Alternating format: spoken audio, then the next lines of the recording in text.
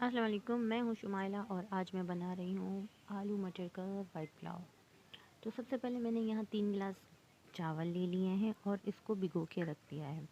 Oil میں نے لیا ہے 1 پیالی۔ اس کے بعد میں نے 3 عدد لی ہے پیاز اور لہسن میں نے اس طرح سے باریک کاٹ لیا۔ آپ چاہیں تو لہسن ادرک کا پیسٹ بنا سکتے ہیں۔ یہاں میں نے ہری مرچیں لیے ہیں 1 پیالی کاٹ کر تو رکھ لی ہیں۔ اگر آپ کو زیادہ اسپائسی چاول چاہیے تو آپ اسے پیس لیں یا اور باریک کاٹ سکتے ہیں۔ 1 پیالی مٹر لیے ہیں، یہ جو کہ فریز تھے اس لیے میں نے اسے پانی میں پہلے سے بھگو دیے ہیں۔ آلو لیے ہیں میں نے 5 میڈیم سائز کے ہیں، میڈیم سائز کے 3 ٹماٹر اور جس کا میں نے پیسٹ بنا کے رکھ لیا ہے۔ کر لیتے ہیں گرم مسالے کی 8-9 کالی مرچیں لی ہیں، 2-3 چھوٹے چھوٹے ٹکڑے ہیں دال چینی کے، 2 بادیان کے پھول ہے، 1 کھانے کا چمچہ زیرہ ہے، 3 لونگ ہیں، 2 تیز پات ہیں اور 2 بڑی الائچیاں ہیں۔ تو چلیے شروع کرتے ہیں۔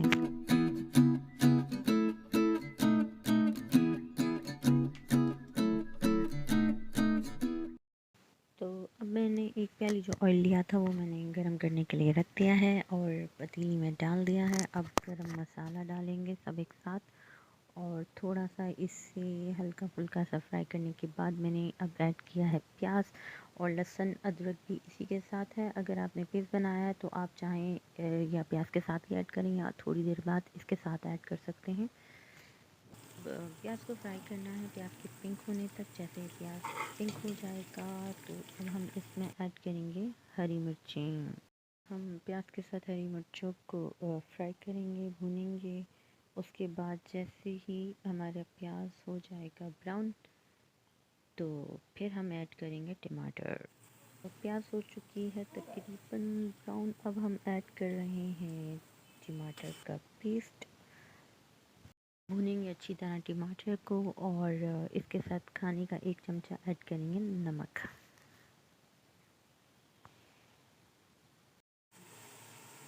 مٹر کو اچھی طرح بھوننے کے بعد جب آئل اوپر آ جائے تو اب ہم ایڈ کریں گے اس میں مٹر اور اس کو تھوڑی دیر تک بھونیں گے اچھے سے۔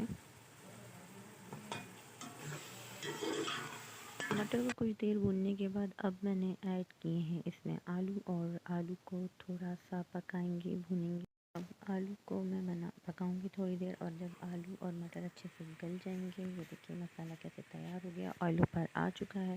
تو اب میں اس میں ایڈ کروں گی پانی۔ 3 گلاس میں نے چاول لیے تھے، 3 گلاس پانی ڈال دیا۔ اگر آپ کا پانی کا کوئی اور حساب ہے تو آپ اسی طریقے سے ایڈ کیجیے گا۔ پانی ڈالنے کے بعد اب اسے ہم ڈھک دیں گے اور جب تک کہ پانی میں جوش اور ابال نہ آ جائے تب تک اسے پکائیں گے۔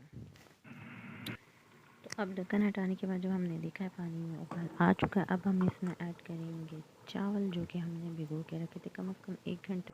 چاول کو اچھے سے مکس کرنے کے بعد اسے ڈھک کر کو پکائیں گے تب تک جب تک کہ پانی خشک نہ ہو جائے۔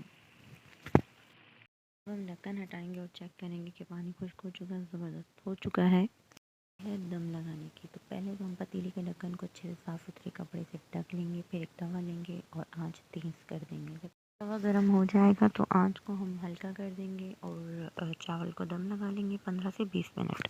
تو 20 منٹ کے بعد ڈھکن ہٹایا تو بہترین چاول دم ہو چکے ہیں، چاول ریڈی ہیں۔ اب میں اسے مکس کر رہی ہوں اور اب ہم اسے ڈش آؤٹ کر کے دکھاتے ہیں۔